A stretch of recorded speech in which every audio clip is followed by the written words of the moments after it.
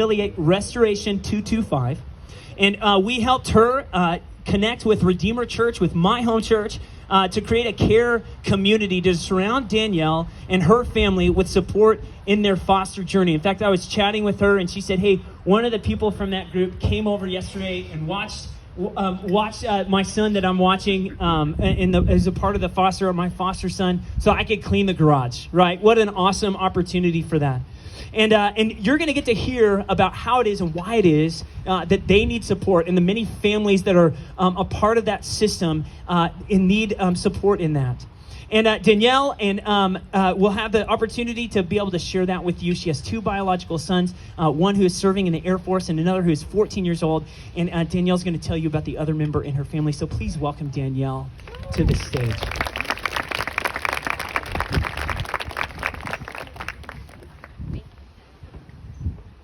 Thank you so much for that beautiful introduction and for having me here to support kids in foster care.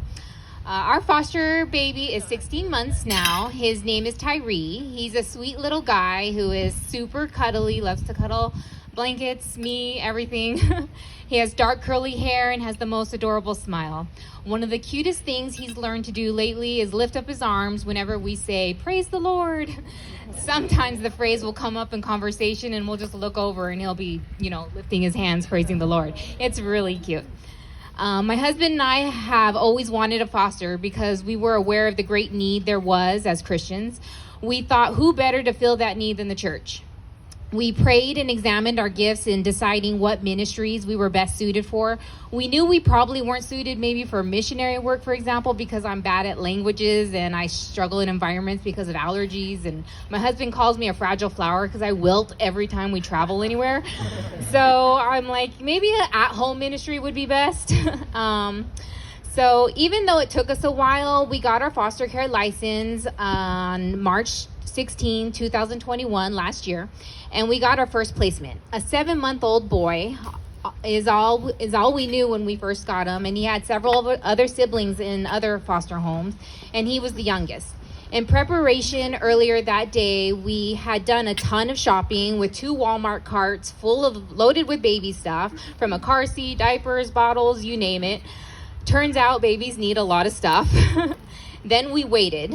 Leading up to his arrival, we were very anxious, very tired. He came at midnight with his cute little self. He was coming from a homeless shelter. He had been in several before that time. He was understandably very scared, and I was so nervous. I did not know how to even make a bottle. The social worker had to help me.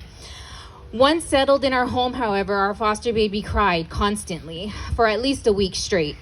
Eventually, you could hold him and he'd stop crying. However, my arms became extremely sore. My chest was sore. Everything was sore because of his need to be held constantly.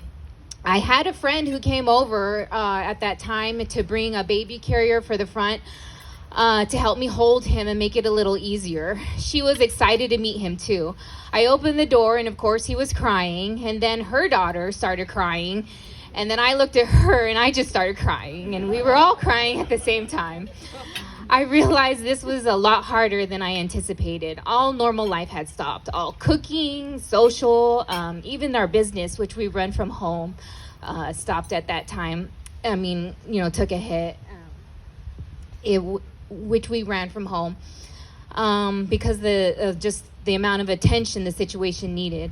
I just felt so helpless, not knowing how to stop the crying. We took him to the doctors countless times, not knowing if the issue was emotional, physical, or both. We had issues ranging from constipation, diaper rash, a UTI, pink eye, the flu, and even COVID at one point. As well, he didn't have any vaccinations, which we couldn't have him in daycare because of that either. So, we also had therapy training that offered tips on how to help him with his ongoing separation anxiety. So it was a lot, not to mention all the social workers, attorneys, biofamily visits, and miscellaneous other appointments. If I was honest, I did struggle with regret occasionally. I was confident going into foster care, but struggled in the process. My husband was a rock, praise the Lord. If our little baby, exactly, if he was here right now, he'd be raising his hands because we say it many times throughout the day. and I have leaned on his encouragement daily. And I cannot say enough about our care community. Our social worker connected us to them, and am so often thankful she did. We felt alone because many in our own community, don't really understand the challenges we faced at our home, and our home church is very far away, about an hour. So we found ourselves so grateful for the body of believers that extends across zip codes. In addition to weekly meals, we've been blessed with babysitting. Like Kyle said yesterday, we had babysitting to help us just clean out a garage, which hasn't been done in years, and as well as diapers, gift cards for our daycare staff because they were dealing with a lot of crying and separation anxiety there too, and ongoing prayer through texts and phone calls and encouragement. Even Christmas gifts for our whole entire family, which, who has times with a foster baby to shop for Christmas gifts. So I'm not sure how much longer our foster baby will be with us, but I know he is thriving in our home now. He's crawling, walking, climbing, using baby sign language, and his health's improved and his anxieties has decreased. And I'm just thankful God has placed genuine love in the hearts of his people to help make that happen. Thank you.